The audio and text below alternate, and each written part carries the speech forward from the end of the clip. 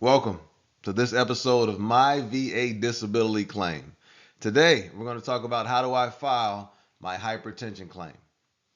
So what we're going to do is show you how to capture those core components, that core information using the Before You File Guidebook. And then we'll walk you through the rating schedule to show you exactly what to do for this specific condition. All right. And we also now have that Before You File Guidebook available and that Before You File Microlearning Course available on the site as well. The guidebook is priced at $5, and the microlearning course that includes 5 modules is priced at $20. So what that means is after $25, that can help you get an additional $100 or more per month. For a family leader, right, the knowledge and information you can pass along to your family and friends is priceless, right? And that's the role that I currently play in my family. I'm an older guy, right? So they rely on me to pass along information, to give advice, and to give guidance, right? So this information is priceless. These tools can be very helpful, not just to me, but for my family, for my friends as well. And then they can in turn pass them along again. All right. So, with that being said, let's get right into it. Hypertension is the claim we're talking about today. All right. So, here we are at that Before You File VA Disability Claims Guidebook. All right. And we'll scroll down and get right into it. Guidebook is available on the site, helpful veteran section of CHKI. That is the Carter Hughes Knowledge Institute. And this is just kind of an intro to the guidebook. All right. So hypertension is the claim, right? What is the condition you are filing for?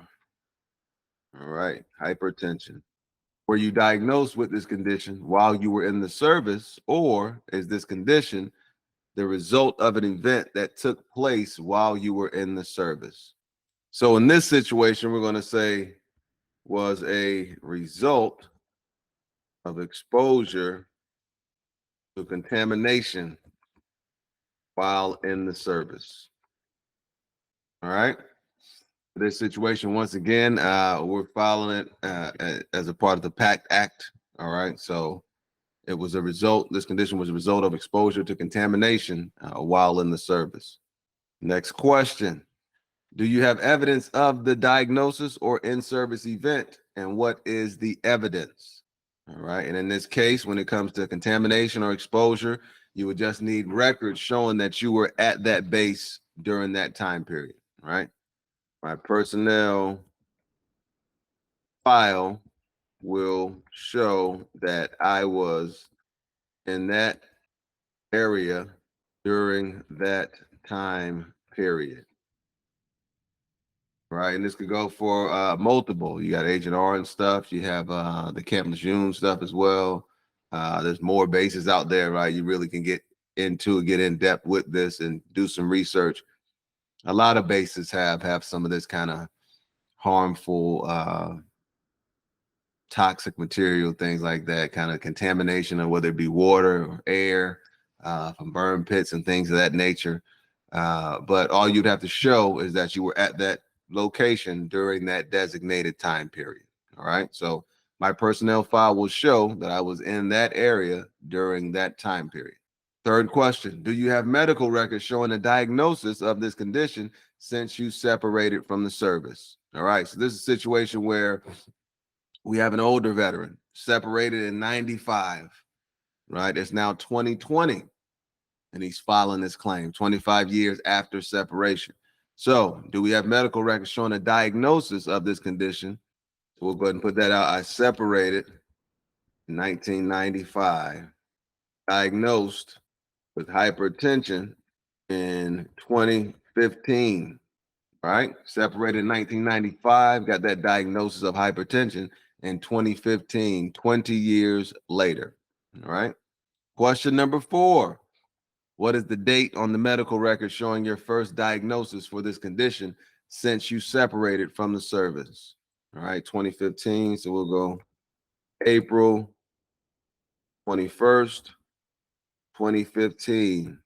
First diagnosis since separation. I'm going to spell separation. Let's see. I think it's like that too. Separation. Hey, all right now. We out here.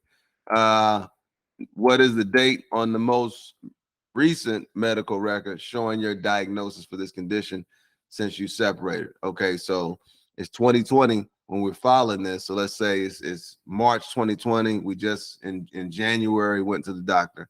So we'll say January 3rd, 2020, most recent diagnosis. All right, so first diagnosis since separation was 2015. Most recent is January 2020. How many years are there between your separation date and the date of your first diagnosis for this condition since separation? Year you separated, 1995. Year first diagnosis, 2015. 20 years. All right. Can you file a claim 20 years after separating from the service? Yes, you can. All right. There's no time limit. All right. With some of this Agent Orange stuff, I mean, this goes back to what, late 60s, right? Early 80s, right? Some of it. So you're talking 40, 50 years later. All right. So there's no time limit. If anyone tells you that, they're probably lying to you about other stuff also, huh? That's just real life, man. All right. Have you looked at the rating schedule for this condition? All right. So what we'll do now is take a look at that rating schedule for hypertension. And then based on what's on the rating schedule, we'll come back here and talk about which evidence or which rating our evidence supports. All right. And this just goes off of your pressure readings. You have systolic and diastolic. The way I remember it, diastolic down, right? There's a number over another number. So the number on the bottom is the diastolic, number on the top is the systolic, right? Simple. We try to make everything simple. Diastolic down, huh? So it's the one that's down, the one on the top. So if your reading is 10 over 12, 12 is your diastolic, 10 is your systolic.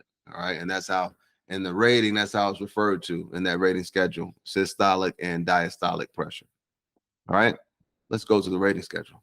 All right, and here we are at that rating schedule, right? And this is the rating that's normally used for hypertension, right? As far as your diastolic and systolic pressure readings. Once again, diastolic is the number on the bottom, systolic is the number at top, right? It's 10 over 12, 90 over 80, 14 over 15, but that's that's how they presented those, something over something. Right, so that last number is the diastolic. The first one is the systolic. Right, so in our situation, we have diastolic pressure readings that are predominantly 110 or more. Right, the systolic is not at the 200, but that's fine. It says diastolic pressure predominantly 110 or more, or systolic pressure predominantly 200 or more, right? So it's not and, it's one or the other will get you that 20% rating. In our situation, we have diastolic pressure readings for the past 2 years are at around 110 or more, right? So that's significant. You want to definitely make sure you're getting that medical treatment in that situation. But that's what's going on with it. So based on that, it would warrant a 20% rating. If that diastolic pressure is predominantly 100 or more, that would be a 10% rating. Systolic pressure predominantly 160 or more, that's a 10% rating, right? Diastolic pressure predominantly 120 or more, 40%. If that diastolic pressure reading is predominantly 130 or more, that's a 60% rating. All right, so this is how they would rate that hypertension based on your pressure readings. So if you have a log of pressure readings for the past year, 2 years, you can take a look at it yourself and see, okay, what is the systolic reading predominantly? And then what is the diastolic reading predominantly? All right. And there we go. Now we'll take this information that we just saw in the rating schedule, and we'll go back to that before you file guidebook. All right. So after looking at that rating schedule and after looking at our evidence, right, our readings for the past year, 2 years, and what it's showing us is that 110 or more is the diastolic and that systolic is at about 200 or more, right? Now, these are extreme readings, right? 200 or more is that top number, and then 110 or more is that bottom number. right? And when that is the situation, once again, diastolic predominantly 110 or more, and that systolic right? So it has to be one or the other, right? It does not have to be both. The diastolic has to be 110 and above consistently, or the systolic has to be 200 or above consistently for that 20% rating, right? So in this situation, we said, if you look at the rating schedule, yes. After looking at the schedule, which rating does your evidence support?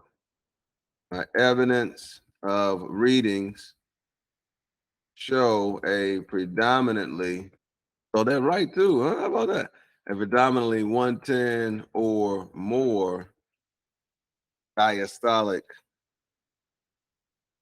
110 or more diastolic